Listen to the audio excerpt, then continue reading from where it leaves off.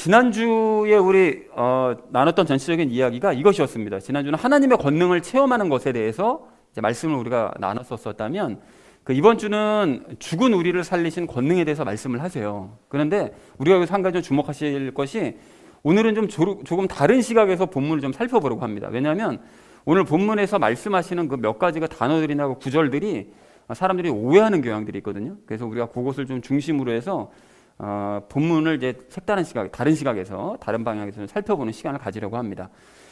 자, 그래서 오늘 전체 주제를 이렇게 잡았는데요. 정확하게 알고 살아내자라는 것을 이제 주제로 이제 본문을 한 절씩 나누는 시간 갖도록 하겠습니다. 먼저 1절 말씀 우리 함께 읽도록 하겠습니다.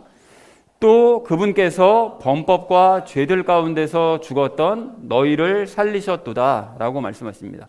자, 여기서 그분께서라는 건 당연히 우리 하나님께서 우리를 살리셨다라고 말씀하시는 거고요. 범법과 죄들 가운데서 죽었던이라는 이 말씀이 무슨 뜻일까요, 여러분? 이 범법과 죄들 가운데서 죽었다는 것은 그렇게 범법과 죄들 가운데서 살았던 우리였지만 우리가 예수님을 믿음으로 말미암아 예수님과 함께 십자가에 못 박혀 죽었다라는 것을 의미하는 말씀입니다. 그런데 보통 이제 이런 말씀이나 이와 비슷한 유사한 말씀들을 보면 많은 사람들이 어떻게 해석을 하고 이해를 하는가 하면 이런 식으로 이해를 해요. 많은 사람들이 이 구절을 죄 가운데서 살면 영이 죽는다. 보통 이렇게 생각을 해요. 그래서 여러분 그런 얘기들 많이 들어보셨죠? 죄 가운데 있는 우리 과거에 우리는 영이 이제 죽은 상태로 살았었다. 뭐 이런 얘기들을 종종 하잖아요. 그리고 이제 그렇게 이해들을 하고 해석을 하는데 사실은 그것이 이제 무엇을 얘기하고자 하는 것인지는 알겠어요. 그러니까 그게 무슨 의미로 그걸 말하고 싶은지는 알겠으나 그러한 해석은 틀린 해석입니다. 여러분 분명히 틀린 해석입니다. 이게 왜 그게 틀렸는가 하면 2절, 3절 그 다음 구절을 보시면 과거 죄 가운데서 살 때 우리의 영은 사탄을 따라서 시퍼렇게 살아있었기 때문이라고 분명히 말씀하세요. 그러니까 2절, 3절에서 사탄을 따라서 너희가 그 길을 걸었고 분명히 우리 영이 사탄의 꼬임에 빠져서 또 세상 사람들의 원리에 따라서 시퍼렇게 살아서 그 일을 계속 행해왔었거든요. 그러니까 영이 죽은 것은 아니었었다는 거예요. 그러니까 믿는 순간 영이 죽는 것이지 죄 가운데 살면 영이 죽는다. 그건 약간 좀 어떤 시적인 표현으로 그렇게 얘기하는데 절대 옳은 표현이 아닙니다. 자, 그래서 여기서 죽었다고 말씀하시는 것은 다시 한번 강조하지만 예수님을 믿음으로 영접하는 순간 영이 죄와 분리되면서 죽는 것, 바로 그것을 의미하는 것이다. 이것을 분명하게 우리 좀 확인을 하셨으면 좋겠습니다. 그래서 좀 더 자세한 내용은 적용 시간에 이야기를 나누도록 하겠습니다. 자, 그래서 1절 말씀을 이렇게 정리할 수 있겠는데요. 또 하나님께서는 범법과 죄들 가운데서 살다가 십자가에 못 박혀 죽은 너희를 부활을 시켜주셨다라는 것이 1절의 의미가 되겠습니다. 자, 이어진 2절 말씀 우리 함께 읽도록 하겠습니다. 지나간 때에는 너희가 그것들 가운데서 이 세상의 행로를 따라 걸으며 공중의 권세 잡은 통치자 곧 지금 불순종의 자녀들 가운데서 활동하는 영을 따라 걸었느니라 라고 말씀합니다. 여기 말씀이 길어서 좀 이제 구분을 했는데요. 지나간 때라는 것은 당연히 우리가 믿지 않았을 때 과거를 이야기하죠. 그때 이제 그것들 가운데서 너희가 걸었다고 되어 있는데 그것들이라는 건 바로 앞에서 말씀드렸던 범법과 죄들, 그것을 의미하죠. 범법과 죄들 가운데서 너희가 살았다는 거죠. 그리고 이 세상의 행로라는 것은 이 세상 사람들이 걸어가는 길, 그죠? 그러니까 불신자들, 믿지 않는 사람들, 그 사람들이 일반적으로 걸어가는 길을 따라 걸었다는 거예요. 음행이나 탐욕이나 이런 것들, 분노나 이런 길을 따라서 열심히 걸어 다녔었다 너희가 살았었다는 거죠.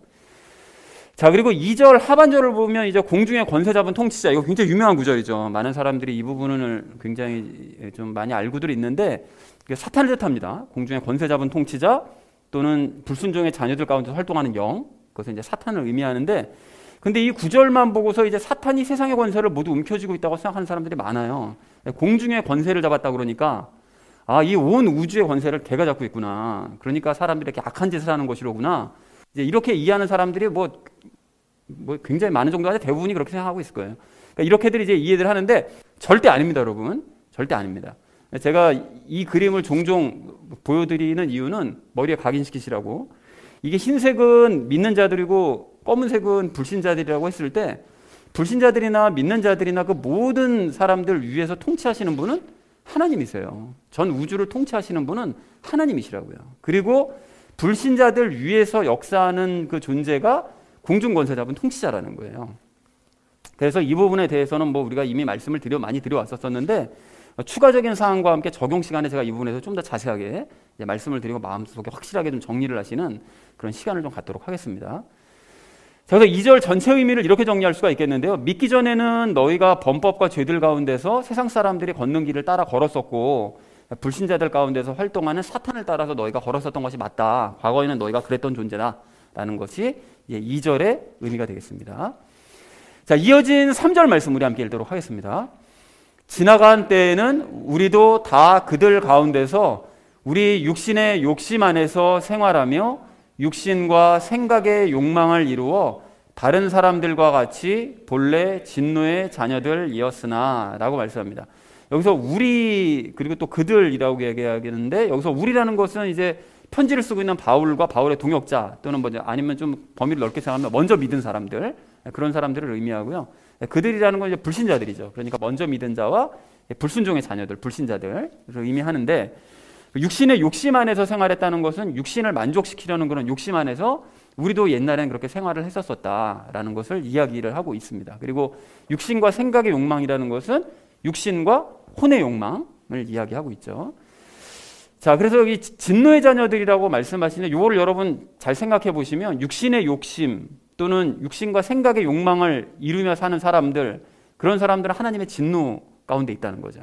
진노의 자녀들이라는 것은 그러니까 육신의 욕심을 만족시키고 육체와 혼의 욕망을 이루려고 행하는 그 모든 일들은 하나님의 진노를 불러일으킨다는 거예요. 그리고 다른 말로 얘기하면 그런 자녀들이 곧 사탄의 자녀들인 거죠.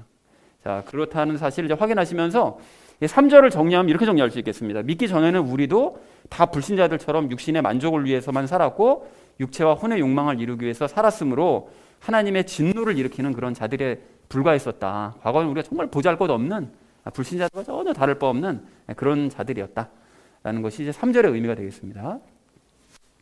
자, 이어진 4절 말씀 우리 함께 읽도록 하겠습니다.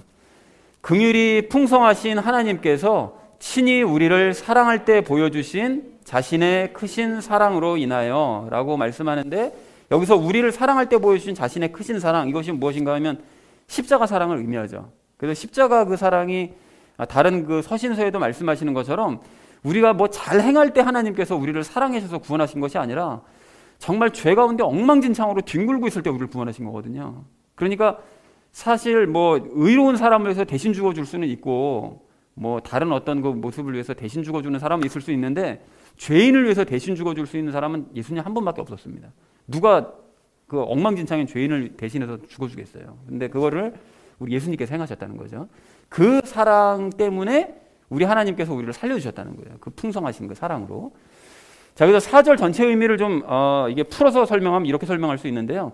그러니까 불쌍히 여기시는 마음이 크신 우리 하나님, 그러니까 긍휼이 풍성하신 우리 하나님께서는 십자가 사건을 통해 당신의 사랑이 얼마나 큰지를 보여주셨고 그 죄인을 구하시는 그 사랑이 얼마나 큰지를 보여주셨고 그 크신 사랑 때문에 우리를 그 5절 뒤에 이어지는 5절에서 우리를 살리셨다고 말씀하시거든요. 그러니까 그 사랑 때문에 우리를 살려주신 것이다 라고 이제 말씀하셨다는 것이 4절의 의미가 되겠습니다. 자, 마지막 5절 말씀 우리 함께 읽도록 하겠습니다. 심지어 우리가 죄들 가운데서 죽었을 때에 우리를 그리스도와 함께 살리셨고 너희가 은혜로 구원을 받았느니라 라고 말씀합니다.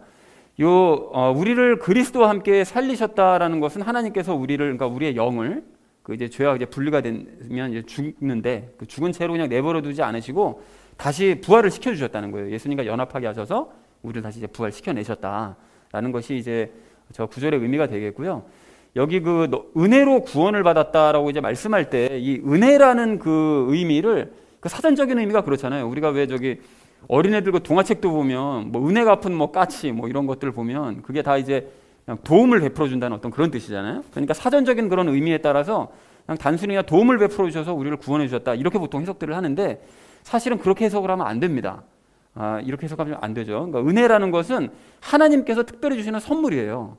그러니까 그리스도와의 연합이 곧 하나님께서 주신 선물이죠.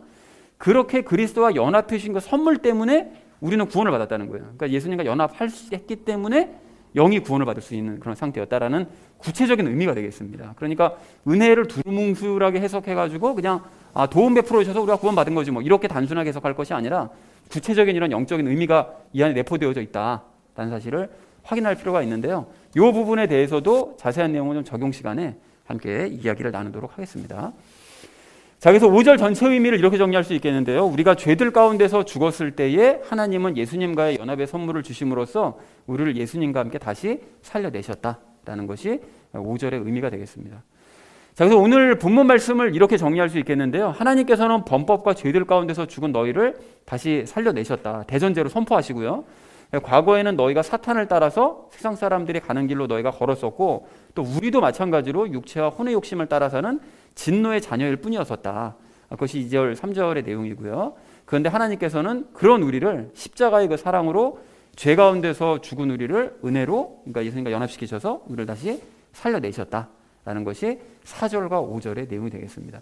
그러니까 이게 우리 너무 흔하게 들은 얘기라, 교회 처음 다닐 때서부터 몇십 년이 지난 지금까지 계속해서 들어왔던 얘기라 우리가 무덤덤해서 그렇지, 사실은 우리의 과거의 모습을 생각하고, 아니 그랬던 존재를 어떻게 이렇게 하나님이 직접 우리 안으로 들어와서 사시기까지 하시나, 이걸 생각해 보면 문득 그 충격적인 이 상황에 정말 감사가 나오지 않을 수가 없는 그런 생각을 하게 됩니다.